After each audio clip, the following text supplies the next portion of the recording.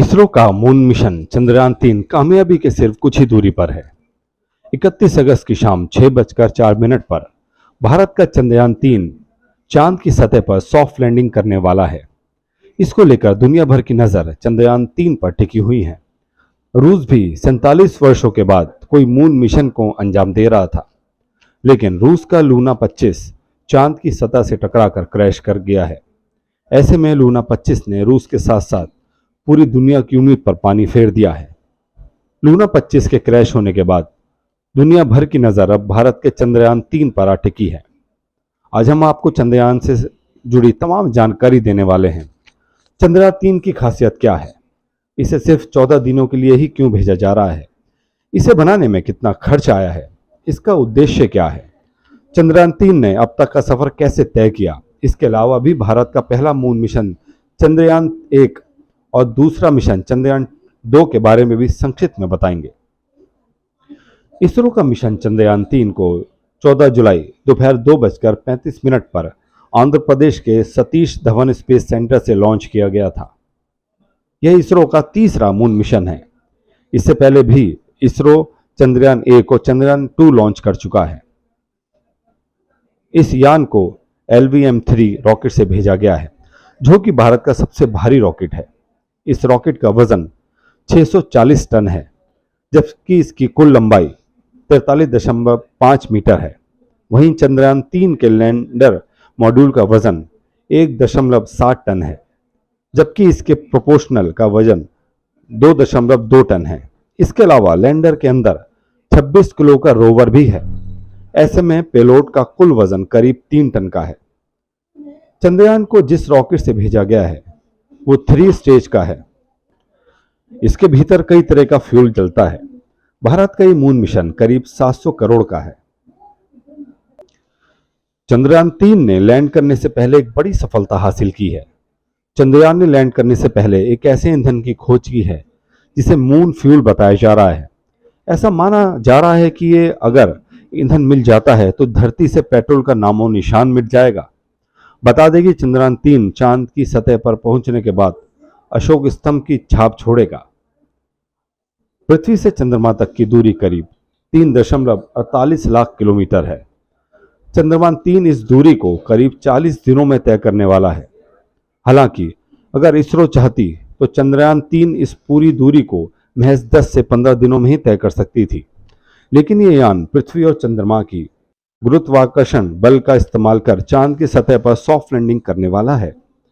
अब आपके मन में सवाल आ सकता है कि जब इस यान को महज 10 से 15 दिनों में ही चांद पर भेजा जा सकता था, फिर इसरो 40 दिन का समय क्यों ले रहा है?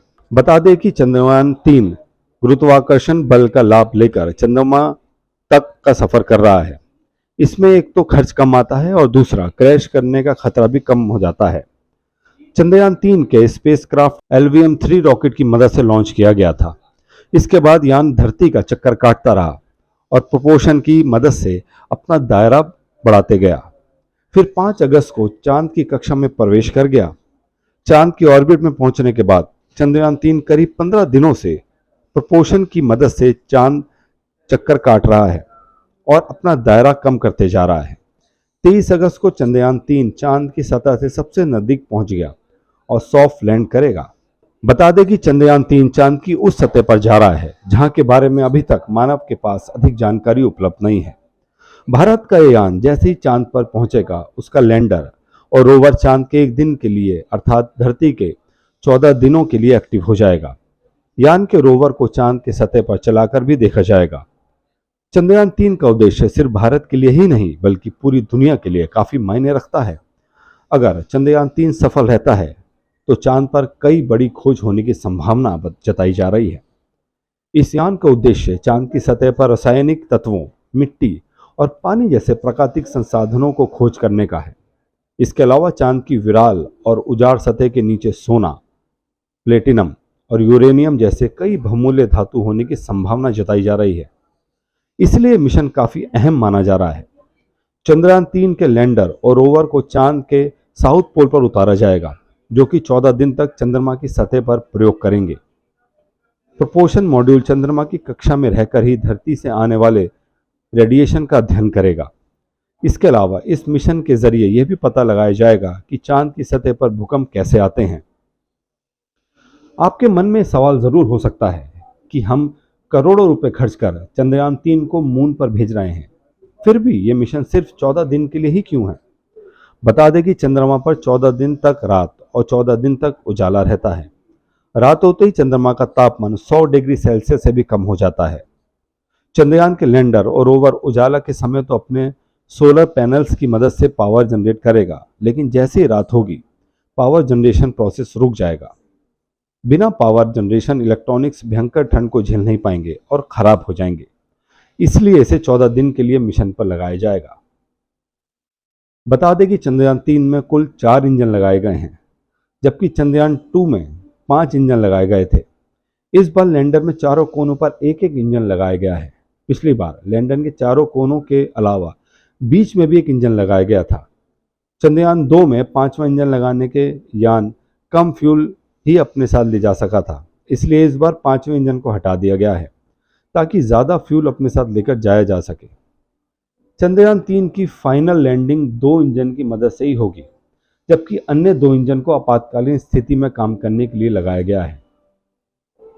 चंद्रयान को चांद के साउथ पोल पर सॉफ्ट लैंडिंग कराया जाएगा। दरअसल चंद्रमा के पोलर रीजन दूसरे रीजन से कई मायने में काफ़ी अलग हैं। कई हिस्से तो ऐसे भी हैं जहां तक सूरज की रोशनी नहीं पहुंच पाती है। इसके कारण से इन सतहों पर तापमान -200 डिग्री सेल्सियस से भी नीचे तक चला जाता है। ऐसे में वैज्ञानिकों का मानना है कि यहाँ बर्फ के फॉर्म में पानी मौजूद हो सकता है। भारत ने जब पहली बार चंद्रयान 1 भेजा था, तब इसरो को पहली बार चांद पर पानी की मौजूदगी का संकेत मिला था। बता दें कि अगर ये यान सफल हो गया तो भारत इस मिशन को अंजाम देने वाला चौथा देश बन जाएगा। इससे पहले अमेरिका, चीन और रूस इस मिशन को अंजाम दे चुके हैं। ऐसे में दुनिया का भरोसा भारत पर काफी बढ़ जाएगा। बता दें कि इसरो संगठन ने 22 जुलाई 2019 को चंद्रयान 2 लॉन्च किया था। इस मिशन को रूस की अंतरिक्ष एजेंसी के साथ मिलकर साल 2013 में ही लॉन्च किया जाना था, लेकिन भारत में रोसमोस्कोस ने इसरो से एग्रीमेंट खत्म कर दिया और इसके बाद भारत की एजेंसी इसरो ने अपने दम पर साल 2019 में चंद्रयान 2 लॉन्च किया था। इस मिशन को पेलोड भी लैंडर, ऑर्बिटर और रेवर शामिल था। इस मिशन को 22 जुलाई 2019 को लॉन्च किया गया था। इसके बाद 20 अगस्त 2019 को यान को सफलतापूर्वक चांद की कक्षा में प्रवेश कराया जा रहा था। 6 सितंबर को इसकी सॉफ्ट लैंडिंग करानी शुरू हुई। तभी अचानक कुछ ऐसा हुआ जिससे पूरे देश के चेहरे पर खामोशी छा गई। चंद्रयान 2 चांद पर सॉफ्ट लैंडिंग करने ही वाला था कि तभी अचानक लैंडर का कम्युनिकेशन इसरो से टूट गया।